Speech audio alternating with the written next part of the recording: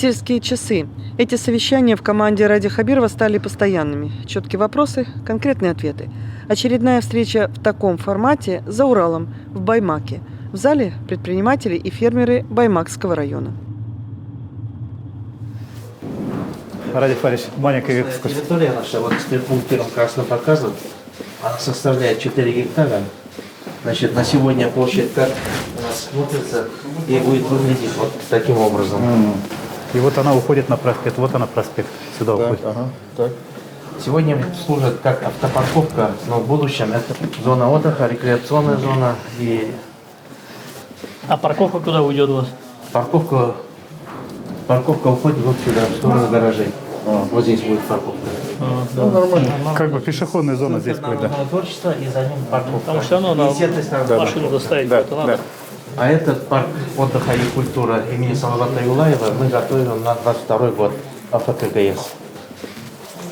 И для синхронизации вот, третья школа рядом 1,5 гектара тоже готовим и сквер на 21 год.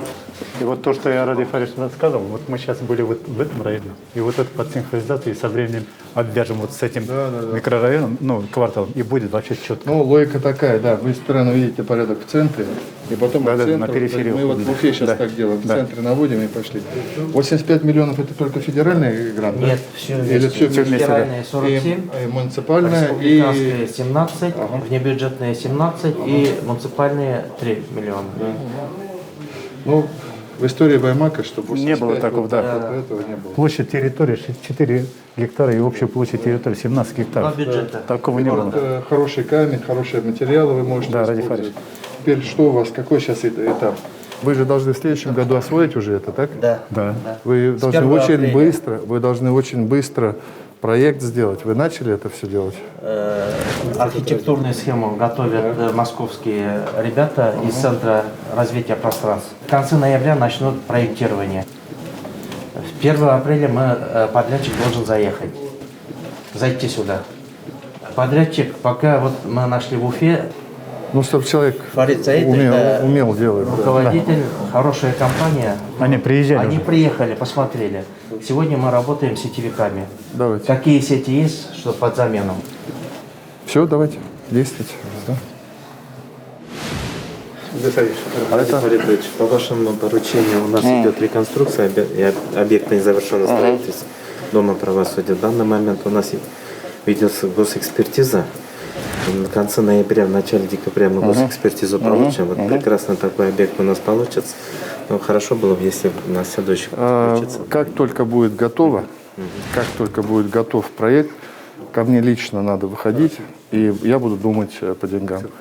Примерно сумма пока непонятна. Где-то 140 миллионов. Да. Вот когда год назад я еще обратил на это внимание. Надо брать, делать и так далее. Юридические проблемы все решили? Да. Все, да? Никаких Всё. проблем нет. Как только готовы, сразу на меня выходите, поддерживаю. Спасибо. Пока это... Ради Фаридович. Открытое строительство Ледовой арены, была выбрана оптимальная площадка, вы там были. Значит, в настоящее время эта земля у нас размежована, выставлена на аукцион. С 16-го мы получим уже как бы землю. Когда техника выйдет сюда? Вроде пока еще на самолете нет пока. Ну, на следующий год выйдет, Следующий да? год, да? Да, да. Понимаешь, здесь единственный момент, получается, мы его максимально постарались сжать, мы, скажем так, максимально до 6 метров опустили нижний пояс фермы Правильно сделали, и да. оставили только 2 раздевалки. И это тоже надо за год построить. Ну, это реально, да? Да? Тоже За год построить и все. каркас, Александрович. Уже земля все? Все, этот вопрос, это не обсуждается, то не обсуждается. Вопрос только, соответственно, до конца по финансированию нам понять, да? А этот вопрос я тоже буду думать. Хорошо, все, пойдемте. До совещания, да? Да, до совещания.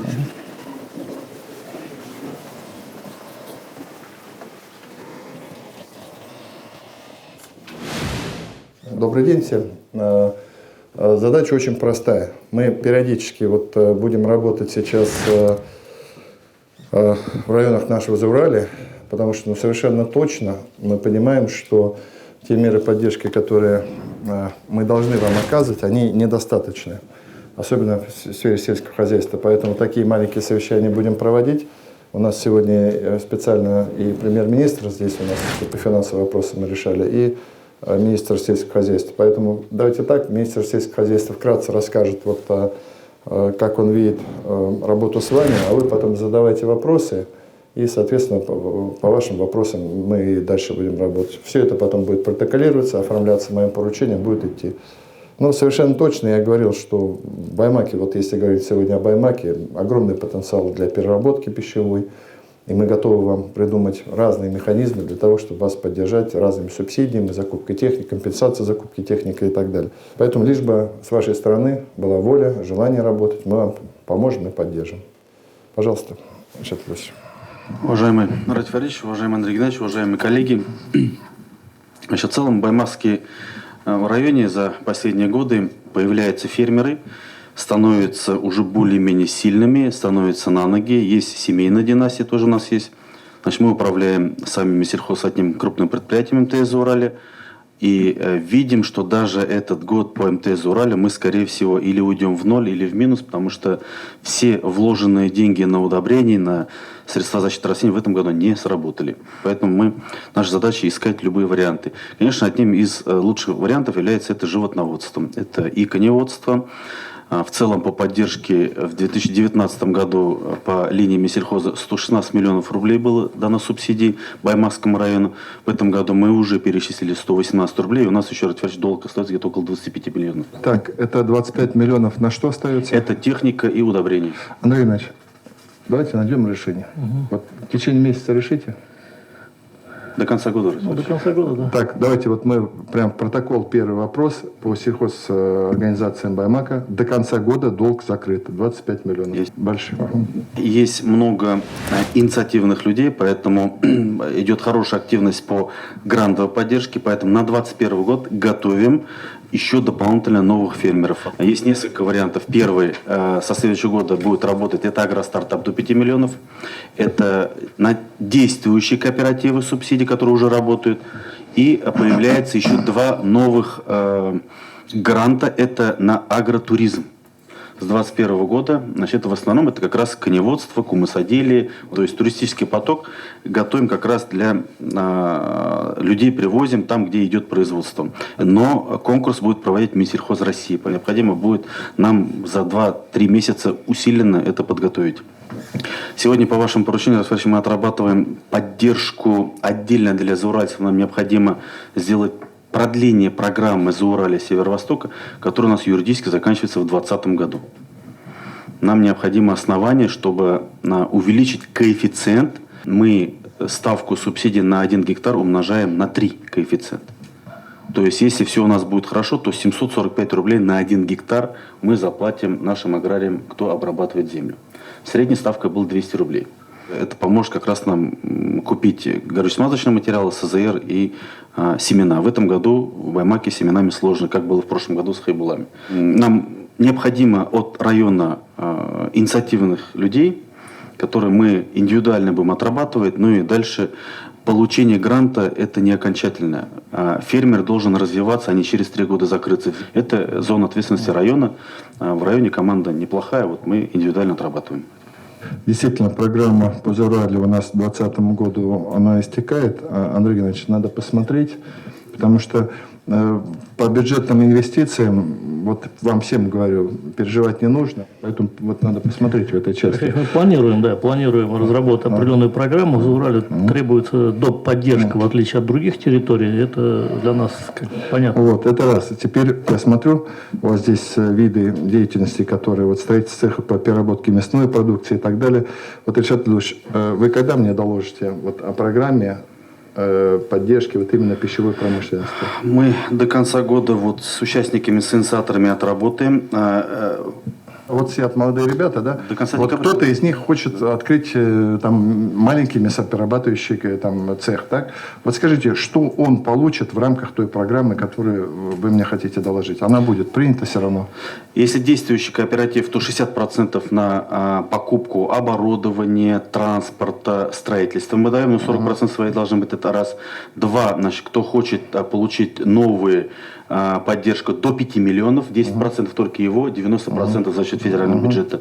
И далее 50% на любое оборудование, которое они приобретают по новые, по переработке. Ну, вот такие. Поэтому сейчас давайте вот мы послушаем. И четвертый вопрос, который я сегодня, или там он третий. Вот чем мы можем вам помочь, чтобы ваша продукция, она вкусная, качественная, баймакское мясо тоже, даже уже фасовано, оно очень вкусное, чтобы вы комфортно попадали либо в сети наши, либо на рынке Уфы. Ради Фаридович, все такие приоритетные направления у нас изучены. Сегодня инвесторы есть, желающие есть, игроки, как говорится, есть. У нас, как вы правильно подчеркнули, надо рассматривать вопрос реализации сбыта. Ну и у нас есть переработчики. На сегодня готовы инвесторы есть. Поэтому мы, наверное, перейдем, с вашего позволения, на вопросы-ответы. Давайте, пожалуйста. Сэкономим то времени. Поэтому предоставим слово Рустам вам. Добрый день еще раз. Рустам Ахметов. Кооператив «Бай» зарегистрирован в 2017 году. Зарегистрирован в 2017 году, практически работаем 4-й год. Сегодня речь пойдет о пороте. Так, в данный момент, разработав тех инструкций, мы декларировали 8 видов порота. Теперь планируем производить еще 9-й вид. Это для расширения производства администрация предложила молочный пункт села Тимясово. Хотим подать на федеральный грант. Несмотря на экономический кризис, мы потихоньку растем. В этом году у пачков приняли 265 тонн молока, из них 158 тонн сдали в милливыз, 107 тонн переработали и произвели 13 тонн порота, 3,5 тонны масла. Но это пока выручили 5 миллионов, это немного, но в 2 раза больше, чем в прошлом году, и 5 раз больше в позапрошлом. У меня все, спасибо. Куда порот отправляете? Мы поставляем в Уфу и Баймак. Проблем нету с реализацией? Нет, нормально. То есть нормально. Чем вот скажите, вот наша задача каждого вот такого человека, каждого нужно ему придумать индивидуально, чем мы поможем. Вот чем мы вам могли бы помочь? Кроме того, чтобы не мешали. Ну, надо написать бизнес-план, наверное, полностью, что нам понадобится и что с чего начать, потому что Тимясовская там просто голые здания, там больше ничего нету. Вот то, что здание, которое мы определили, мы, как говорится, готовы под них построить это дело. Сейчас они бизнес-план, проект делают, на субсидиарный на субсидирование выносят, и оборудование, насколько они могут рассчитывать на меры государственной поддержки. До 70 миллионов, значит, это оборудование новое, это транспорт холодильниками. Так ведь, но единственное, только нет... 40 на 60. Это 60 на 40, да. Единственное, только нету ремонта, потому что капремонт, экспертиза нужна. Хорошо. Вы помечаете, и по линии Минсельхоза там документ примите, и индивидуально с ними отрабатываете по мере, как предъявляют, помогаете им пройти этапы получения гранта и так далее. Так? Мы там где-то вот сейчас вот поговорим, где-то через полгода я все равно с ними встречусь, и они мне расскажут, как у них дела идут. Рахмета. Так, пожалуйста, дальше. Спасибо. Вот у нас Фирдейс Гарифович, у нас расскажете, как ваши дела-то идут? Добрый день. Ну, мы с вами уже встречались тогда, все конкретно обсуждали. Сейчас в данный момент дела, можно сказать, идет хорошо. Вопросы министерствами, администрация тоже поддерживает. Ну, чуть-чуть были проблемы с этим болезнью, люди болели, меняли и так далее. То есть строитель приходилось менять. Сейчас в данный момент фундамент, корпус собран. 17-го оборудование, которое необходимо туда поступит уже, в Уфе, туда. Оборудование какое, российское? Да, российское. Потом техника заказана. Сказали до конца, вот где-то середины декабря тоже должно это холодильные и так далее должно поступить. Осталось корпус собрать и электричество подать с газом. И это что мы получаем? Цех мясной мясопереработки халяль? Да, халяльный, да. Вот. Ну, один вопрос возник. Да. Это, может, чуть незнание, что-то это. Ведь сам эксперт надо делать там. А лаборант один только представитель на весь район, говорят. Ну, на самом деле, она обслуживает существующие вот убойные и рынки. Ну, тут он Насрат Федорович, при каждом убойном цехе должен быть ветеринар не частный, а государственный, потому что он ставит прямо там уже клеймо, или мы специальный штат под вас возьмем. Ну что тогда? Тогда спасибо, вопросов нет. Ваши указания на 100% выполняется. Все, Федор Георгиевич, тогда мы ждем. А когда по вашим планам, вот все равно рисуете себе планы, когда вот Да уже давно рисовал. халяльный цех когда открывать планируете? Честно сказать, до Нового года хотели, наверное, вот с Не этим получится, да. есть вопросы. Ну и с коронавирусом, конечно, все.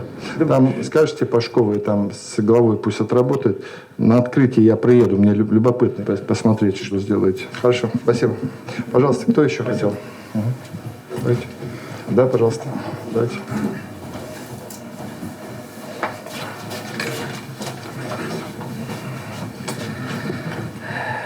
Здравствуйте всем.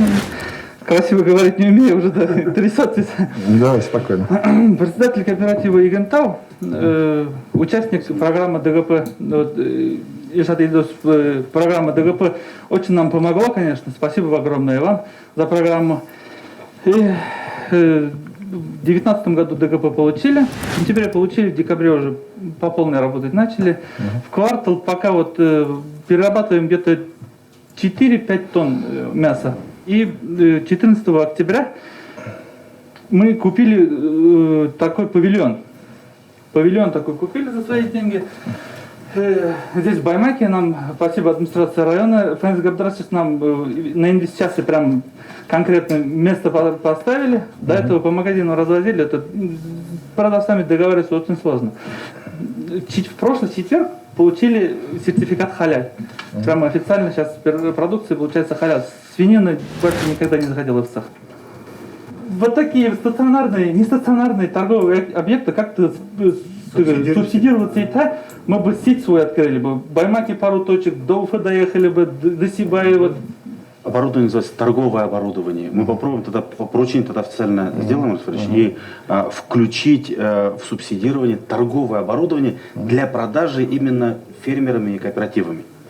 И на следующий год планируем по федеральной программе убойный цех свой открыть. Здесь, конечно, не открывается, но пасеки у нас где-то 60 километров живут от Баймака, цех в Баймаке. Их уговорить, чтобы они свое мясо привезли, свою скотину привезли на убойный цех в Баймак, очень сложно. А где хотите открыть? В Кульчурский сельсовет. У нас же, по-моему, мы программу по убойным цехам мы делаем. Да, вот так как раз не было. Просто в 2020 году мы паузу брали. Вот эта вот программа ДГП, она работает, да? В третьем пакете с Андреем Ильичем обсуждали. Вот, доходогенерирующий проект. Понимаете, да, что мы по убойному цеху тоже готовы вам помогать. Ага, ну тоже на следующий год. Все, спасибо большое. Вот субсидии. Вот скажите, подождите, пожалуйста, Азамат.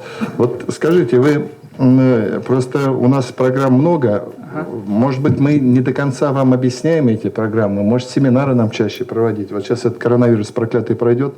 И может вас собирать действительно? Мы там, ездим. Ездите, да? Чтобы мы Ну вот по информационному вам понятно же все эти программы или нет? Ну то есть вы знаете, как подавать там документы. Еще в рамках предпринимательского часа мы всегда их информируем. Минсельхоз, вот эти программы мы до них доводим постоянно. Это точно. Ну хорошо, вот. А вы были вот у главы на его на инвест-части? Да. Были, да, у него? И по ДГП был, по ДГП прошли, потом решили вот такой стационарный цех поставить. И на инвестиции нам Фэнс Габдрасис 2 места сразу выделили, но мы пока один только смогли купить. Договорились тогда вот эту программу сделайте. Наверное, и другим нужно будет потом, если они что-то будут делать. Хорошо. Так, пожалуйста, Кембартара. Спасибо. Пожалуйста. Ильсор Набиуллин Гайнидинович. Это лесозаготовитель, переработчик. В Карайделе в лесном форуме выступал. Хайрлы күн, Баралгала, Ради Фаритович, Андрей Геннадьевич. С 2007 года занимаюсь лесопереработкой. Уже вот 14 год будет ловиться. И у нас есть глубокая переработка. То есть выпускаем евровагонку, европол. Мы ваши дома видели. Да? Красивые дома. Да, Молодец. строим. Очень красивые дома. Да. Но хотел бы начать так. Мы с вами увиделись 1 марта в Кариделе. Я выступил там с докладом. У нас такая обида была маленькая, что сельские хозяйственники получают субсидии, а мы никогда не получали. Вот 14 лет как работаем, никогда субсидию не получили. Но я выступил этим. Хочу вам сказать большое спасибо Зурахмат. Я непосредственно получил, так, купили оборудование, даже глава района у нас приехал, посмотрел, там у нас многопильные станки. Там на 14 миллионов я купил оборудование за наличный расчет. И я вернул субсидию там около 5,5 миллионов. То есть это ваша заслуга. Это заслуга нашего правительства, я думаю. Потому что за 14 лет первый раз вот такая поддержка, там приятно, уже охота еще развиваться, открывать новые рабочие места. Но от 30 до 50 человек работает. Ну, вся деревня, как бы соседняя деревня работает. Но нехватка сырья у нас есть такая проблема. 2 года собирали документы и так далее, и так далее. Там на кадастровый учет ставили, это все сложно. И в итоге на аукцион вытащили. У нас Челябинская область выиграла на 2,5 миллиона, и все. Мы остались без леса. Мы сейчас практически, без сырья, можно сказать. А так все работаем, реализации проблем нет. По березе нам помогает Магнитогорский комбинат, но тем не менее проблемы есть. Низкосортной древесины у нас очень много. Мы же первый рез пилим, второй рез, третий рез. Все остается. Я думаю, какой-нибудь перерабатывающий цех надо ставить на типа Карнашпан и так далее. Но это востребовано. Раскрывать не буду. У нас уже и готовый, упакованный проект есть. Как раз для переработки перестойного леса. Его много. Да. Вообще, я говорю, таким предпринимателям, Андрей Геннадьевич, и всех нас надо. Он 30-40 человек кормит, да? Ему памятник ставить надо. Поэтому, смотрите, я вам что хочу сказать. По земле мы решим из того, что вы говорили. И что я вам хотел бы предложить. Вы-то уже понимаете это. Может, вы выйдете к нам с инициативой, с инвестиционным проектом, какой-то переработку здесь. Да. То есть у вас уже, я так понимаю, есть что-то, да, у вас и оборудование, увеличьте его, мы вам поможем заемными средствами, мы вам поможем, соответственно, субсидированием техники, да, займ сделаем вам там под 1% или 2%. То есть вы подготовьте. Можно подумать, но самый главный тут момент реализации. Самое главное, если с реализацией поможете, мы оборудование сами даже можем, я думаю, поставить. Потому что самое главное, фанера куда деть и так далее, и так далее. Мы этим тоже занимаемся, чтобы все, что вы производите, наши брали. Пожалуйста, министр строительства, ему фанеру, хорошую фанеру, если будете делать, фанера улетает просто. Понимаете, самая большая проблема, с чем мы сталкиваемся, эта проблема не в том, что где-то денег не хватает, проблема нету людей. Наша задача, моя задача, вас разбудить, чтобы вы шли дальше, понимаете? А мы вам, чтобы немножко вовремя плечо подставили, денежку дали и так далее. Думайте, я жду от вас предложений. С вашей поддержкой. Если вы успеете на следующей неделе, давайте готовы обсудить. Спасибо большое. Договоритесь? Это Ради Фарич Герфанов Рахмер, который по проспекту мы сейчас проезжали, коворкинг-центре. Коворкинг-центр, да, молодец. Всем добрый день. Меня зовут Радмир Герфанов. У нас сфера немного другая. Здесь обсуждается больше по производству, переработке, сельскому хозяйству. Мы занимаемся госзакупками и строительством. Участвуем в программе по строительству бытового коворкинг-центра для предпринимателей. Вроде бы, документы все сдали, вроде бы озвучили, что конкурс выиграли. И месяц назад на меня выходила директор «Мой бизнес» Республики Башкортостан Айгуль Габитовна с предложением в этом коворкинг-центре открыть «Мой бизнес». Но пока вопрос остался открытым. Вам это интересно? Нам в Заурале это было бы очень интересно. Читайте решение, Андрей Иванович, прямо оформите моим поручением. Рима Юрьевна там занимается, да? Прям буквально, чтобы здесь... Я понимаю, о чем речь идет. Получается, у вас уже здание готово, туда заходит мой бизнес, и работаете, да, и зарабатываете. Да, основное это будет коворкинг-центр, но им нужно всего 50 квадратов, 4 сотрудника посадить. Мы готовы выделить, даже вопрос был такой, на безвозмездной основе. Считайте, вопрос решен, поручение дали. Но вы только в Уфу-то не избегайте. Ладно, здесь работайте. Мы здесь пришли пообщаться и помочь именно тем, кто в Баймаке работает. В принципе, все. Спасибо. Спасибо. Благодарю. Пожалуйста. Добрый день. Участник семинара Ради Фаридович, Андрей Геннадьевич. Очень хорошо, что сегодня организовали такое мероприятие. Конечно, для Заураля это очень значимо. Есть вопросы, но у нас периодически как бы засуха преследует. Но если говорить о нынешнем годе, 2020, засуха за 10 лет, я такой еще не видел. Но сегодня мы, несмотря на все проблемы, хотим создать семеноводческое хозяйство на базе нашего хозяйства. У нас есть очистка, у нас есть, мы занимаемся семенами, сортообновлением, закупаем элитные семена. Но мы вот для этого надо иметь склады. И вот поэтому хотелось бы субсидирование какое-то вот на строительство складов. Решение такое принимаем, какой-то механизм придумаем. Договорились? Стройки. И оборудование. Спасибо. Вот по еще один момент, но это, конечно, не касается только меня, это касается жителей 13 населенных пунктов. У нас от выезда от Сибая в сторону, как за Сибай переваливаешь, аэропорт, связи нету. Населенных пунктов 5. Решаю. Население 5000 человек без связи. Просто. Я буквально понедельник мобильной телесистемы разговариваю. Они уже по Баймаку в этом Сакмарской зоне занимаются. Переключитесь туда. Мое поручение оформите на Назарова Андрея Геннадьевича, да? Вот, организация сотовой связи, адрес уточните, ну, локацию уточните. Вас как зовут? Данил. Данил. Вот все, что мы обещаем, все будет. Спасибо. Значит, Ильшат Ильич, по Зауралью вам надо продумать, с Андреем Геннадьевичем сядьте, подумайте. Ваш визит, ну, не ваш, даже вам не обязательно самому, все-таки у вас территория, ваш замминистра сельского хозяйства, когда вот вы примете эти решения, должен здесь там через определенное время быть, собирать их, и чтобы они понимали, кому там подойти, что попросить. Но еще раз говорю, все деньги сейчас у нас, это мы должны пройти вот этот путь, связанный с коронавирусом. Здесь он у вас не чувствуется. Но в Уфе у нас очень сложная ситуация, во всех городах сложная ситуация. Поэтому недополучили мы доходов, поскольку все вот ушло на это. Поэтому 2021 год мы переживем так в тяжелом режиме, но 22, 23, 24 будем активно развиваться. И вам, еще раз говорю, будем очень серьезно помогать. Мы те решения, которые сегодня говорили, они так вот, мои коллеги здесь записывают мои поручения, вам поручения, Андрей Геннадьевич, вам поручения. Значит, по Зауралью программу мы договорились, вот 3 района меня интересуют. Вот. Еще раз говорю, и Баймаку мы в целом в социально-экономическом развитии, там дорожное строительство, в следующие годы мы очень серьезно будем помогать, очень серьезно будем помогать.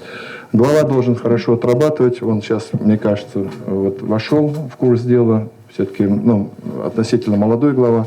Очень надеемся на вас, что и команда у вас сформировалась, поэтому давайте. Вот эти люди, которые предмет вашей каждодневной работы. Давайте тогда завершать. Вам всем крепкого здоровья. Берегите себя. Андрей Геннадьевич, Ради Фарич, огромное спасибо от имени вот этой маленькой аудитории. Спасибо, что вы нам такой сегодня организовали встречу, разговор. Разговор, я считаю, так был откровенный, раскованный, открытый. Ради Фарич, мы гарантируем, что это движение будет только у нас расти. Рахмат. Рахмат. Барак Зала. Зор Рахмат. Рахмат. Ради Фаридович, совещание было такое, достаточно интересное. Сельхозпроизводители, они суровые, не до церемонии, они говорят о том, что наболело. И с другой стороны, и вы с ними прямо и честно. Конечно. Ну вот я же говорю, каждый из них кормит там от 10 до 50 человек, создает рабочие места в таких сложных условиях. Сельское хозяйство вообще это очень сложный и тяжелый вид деятельности человеческой, производственной. Поэтому, ну вот мы договорились, самое главное, что мы сегодня, ну, во-первых, мне важно было понять, там в правильном направлении мы идем. И второе, мы договорились, что вот для наших трех, наверное, пока районов мы все-таки программу развития продолжим и как-то особые для них придумаем меры экономической поддержки сельхозпроизводителей, которые здесь находятся. Вы пообещали помочь вернуть долги Баймакскому району и Хайбулинскому тоже. Ну, это не долги, скажем так. Вы их так называете. Ну, я их называю, да. Просто мы чуть побыстрее закроем наши там обязательства по субсидиям.